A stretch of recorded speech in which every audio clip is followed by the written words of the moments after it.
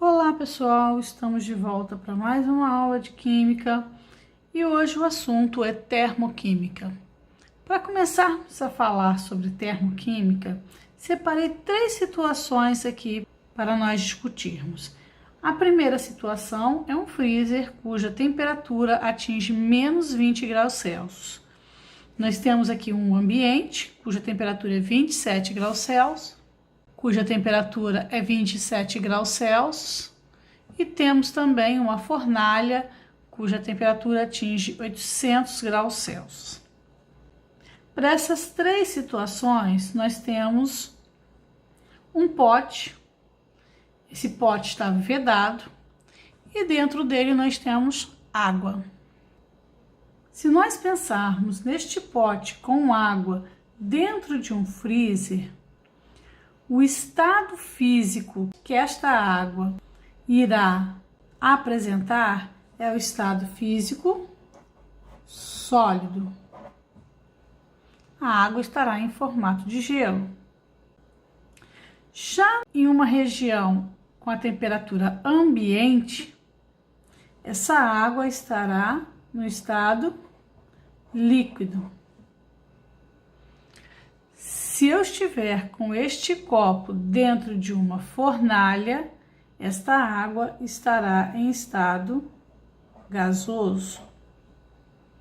Se nós estivermos com esta água dentro do freezer em estado sólido e levarmos este pote com água em estado sólido, gelo, para um ambiente cuja temperatura é 27 graus Celsius, lembrando que o ponto de fusão da água é igual a 0 graus Celsius. Então, a 27 graus Celsius, essa água passará de sólido para o estado líquido. Se eu pego esta água em estado líquido e levo para uma fornalha cuja temperatura é 800 graus Celsius, essa água passará de estado sólido para gasoso. O que nós temos que pensar nesta situação é que, para que a água passe de estado sólido para estado líquido, eu precisei fornecer calor a esse sistema. Eu tinha o sistema com uma temperatura bem abaixo do que ela está quando está em estado líquido. Então, foi fornecido calor a este sistema. A mesma coisa acontece de estado líquido para o estado gasoso. Eu preciso fornecer energia para que esta água passe de estado líquido para gasoso. Com isso, nós observamos que neste processo de sólido para líquido e de líquido para gasoso, o que aconteceu foi que o sistema absorveu energia. Essa energia ela foi para dentro do sistema. Toda vez que o sistema absorve energia, nós chamamos de endotérmico. Endo para dentro. Térmico tem a ver com o calor, a energia. Então, este é um processo endotérmico, é um processo onde há absorção de energia pelo sistema. Este processo é um processo reversível. Do mesmo jeito que eu consigo passar de sólido para líquido, de líquido para gasoso, eu também consigo passar de gasoso para líquido, em um processo inverso. E também consigo passar de líquido para gasoso. Para passar de gasoso para líquido, eu preciso retirar esse calor, essa energia do sistema. Eu preciso tirar da fornalha com essa temperatura bastante alta e jogar para uma temperatura mais baixa, resfriar esse sistema. Com isso, ele passa de gasoso a líquido. E de líquido para sólido também eu preciso retirar a energia, o calor desse sistema para que ele passe de líquido para sólido. Toda vez que o sistema libera essa energia para o meio, que essa energia sai do sistema, esses processos são chamados de exotérmico. Então, no sistema exotérmico, ocorre a liberação de energia para o meio. Com isso, nós vamos preencher um quadro de resumo das reações de termoquímica. Nós temos dois tipos de reação, a reação endotérmica e a reação exotérmica. E eu vou colocar aqui um resumo de como identificar essas reações. Então, como nós vimos agora há pouco,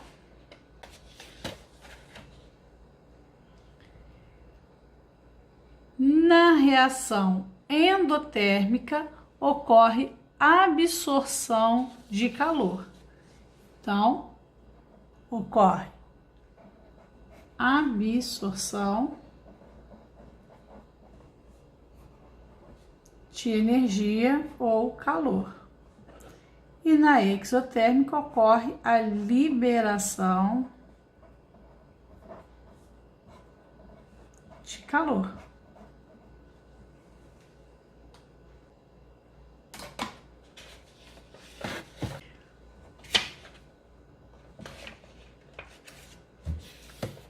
Vamos agora colocar isso tudo em gráficos.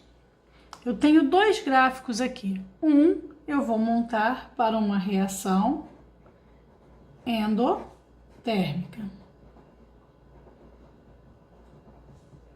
E o outro eu vou montar para uma reação exotérmica. Este gráfico, ele expressa a entalpia da reação, ou seja, a energia envolvida nessa reação química. Isso é entalpia. Pelo caminho da reação. Esse caminho da reação, na verdade, ele é tempo decorrido, onde para nós não importa quantificar esse tempo. Nós não estamos quantificando o tempo, então nós vamos dizer só que é um caminho da reação química. Como nós vimos anteriormente, num sistema endotérmico, eu tenho um reagente que tem menos energia do que o meu produto que tem mais energia. Então, se eu tiver que colocar isso em um gráfico, eu vou colocar aqui dois valores. Eu vou colocar 20 e 50. O mesmo eu vou fazer para o lado de cá. 20 e 50. Na reação endotérmica, então, nós já vimos que o reagente, ele tem menos energia que o produto.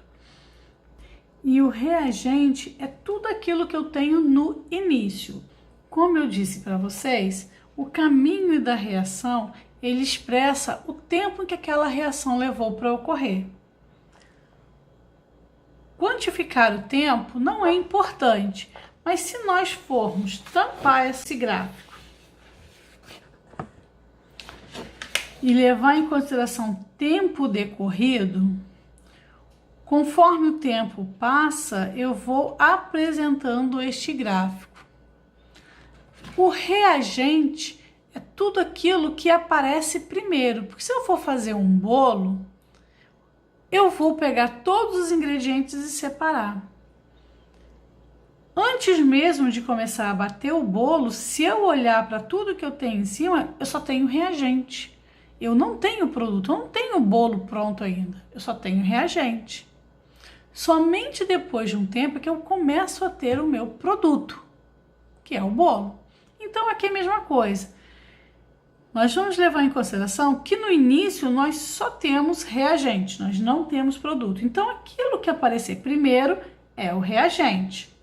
E como nós estamos falando de endotérmica, nós já vimos que na endotérmica o reagente é o que tem menor energia do que o produto. Então, o menor aqui é o 20. Então, eu vou começar a escrever pelo 20. Então, o meu reagente está aqui. Conforme a reação química vai ocorrendo, o que aparece depois é o produto e o meu produto tem mais energia. Aqui embaixo, então, fica o reagente e lá em cima o produto. Com isso, eu já posso completar novamente com mais uma informação o meu quadro de resumo.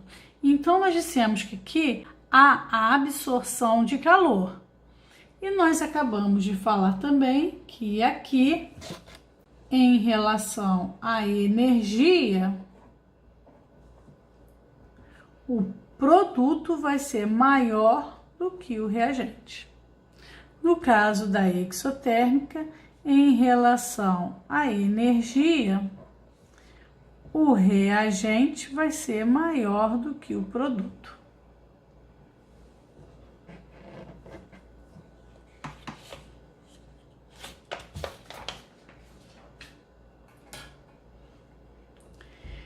Vou completar também meu gráfico de exotérmica.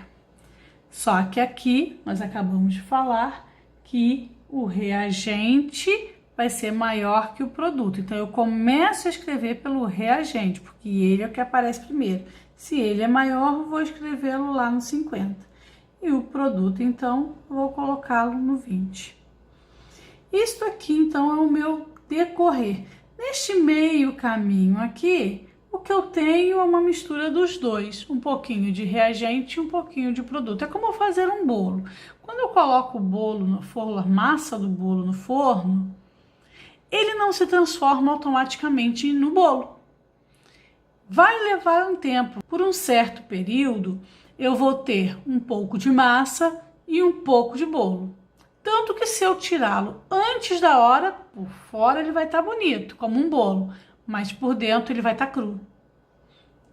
Então, nesse espaço eu tenho um pouco dos dois. E aqui a mesma coisa.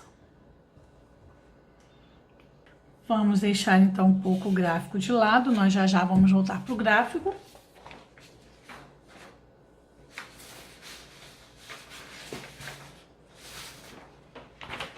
E vamos falar da variação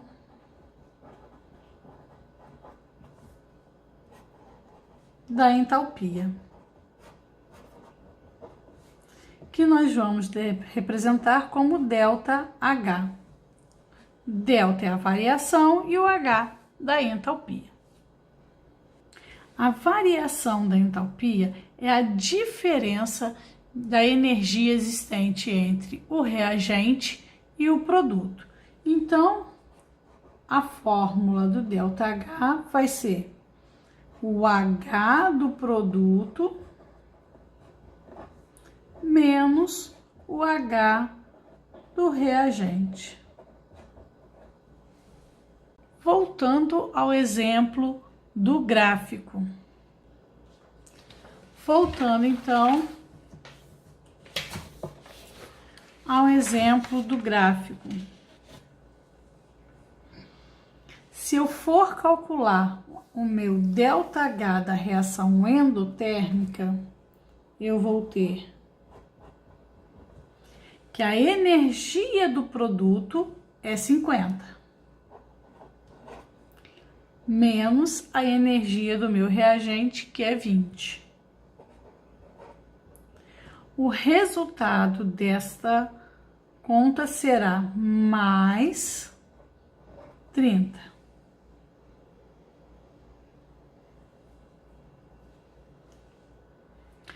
Já na reação exotérmica, calculando o ΔH da reação exotérmica, é H do produto. O produto aqui vai ser 20, menos o H do reagente. Eu tenho o reagente lá em cima e o produto aqui embaixo.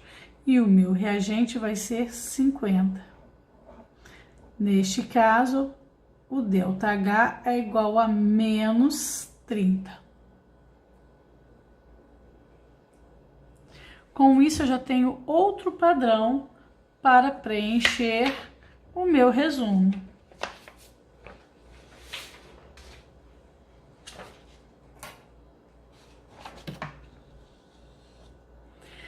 Nas reações endotérmicas, o meu ΔH sempre vai ser positivo. E nas reações exotérmicas, o meu ΔH sempre vai ser negativo. Se esse ΔH é positivo, eu posso dizer também que este ΔH é maior que zero. Aqui, como ele é negativo, o meu ΔH sempre será menor que zero.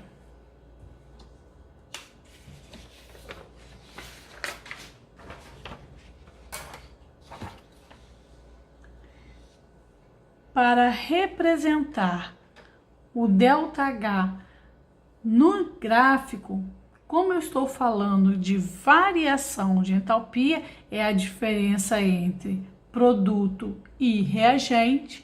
Isso quer dizer que o meu ΔH sempre vai do valor do reagente até o produto. Aqui é a mesma coisa, vai do reagente até o produto.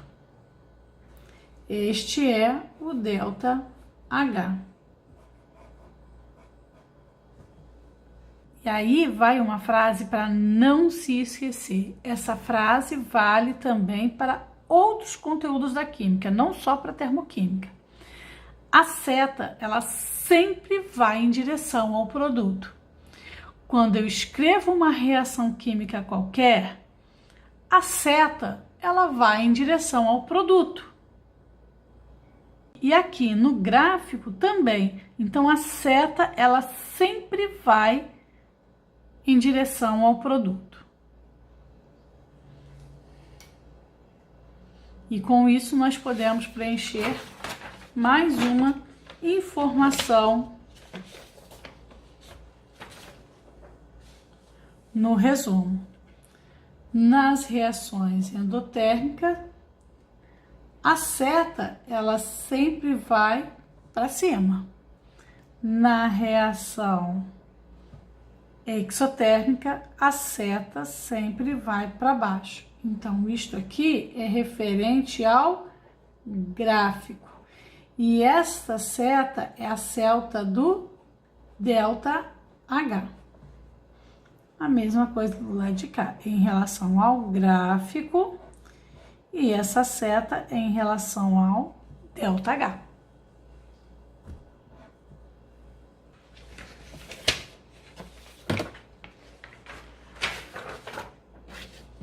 E nós completamos já o nosso gráfico. Gráfico da reação endotérmica, gráfico da reação exotérmica. Os gráficos, eles serão sempre todos muito parecidos. A única coisa que vai mudar realmente são os valores da entalpia.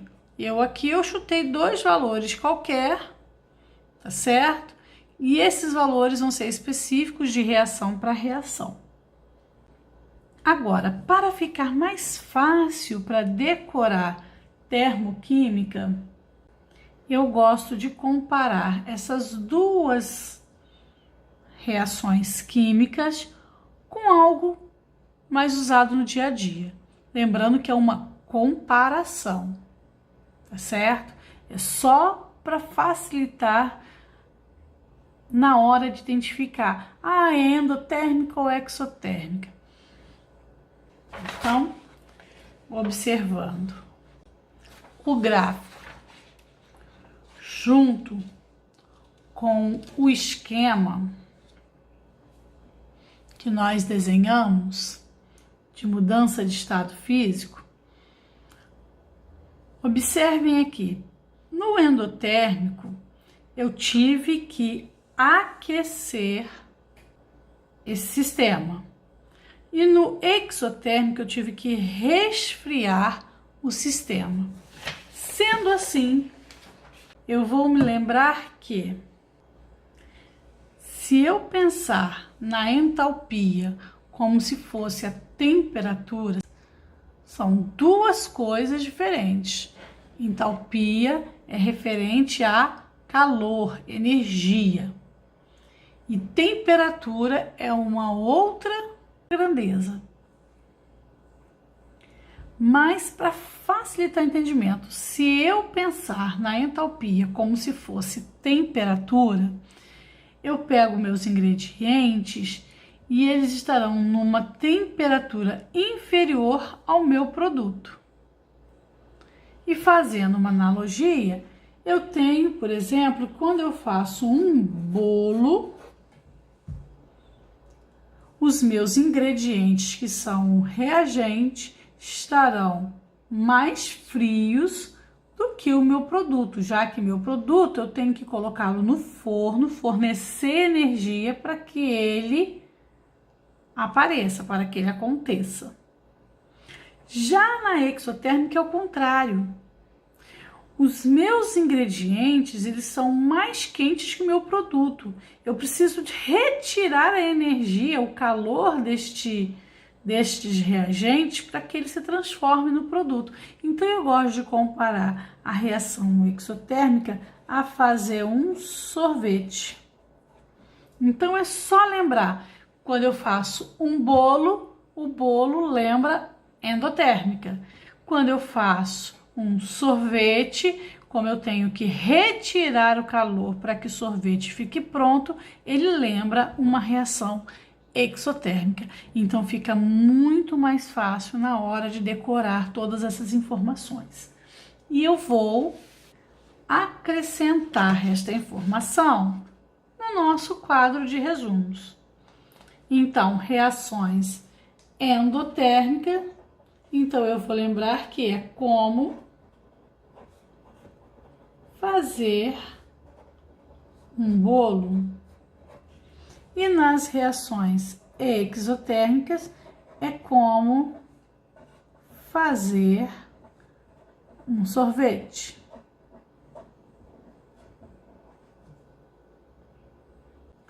E para finalizar, eu vou então só desenhar o meu gráfico. O gráfico da reação endotérmica, eu tenho reagente embaixo, produto em cima. E a seta sempre vai em direção ao produto.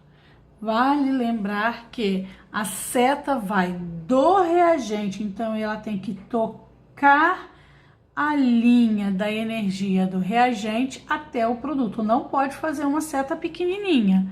Essa seta do ΔH, ela tem que ser todo o espaço entre o reagente e o produto.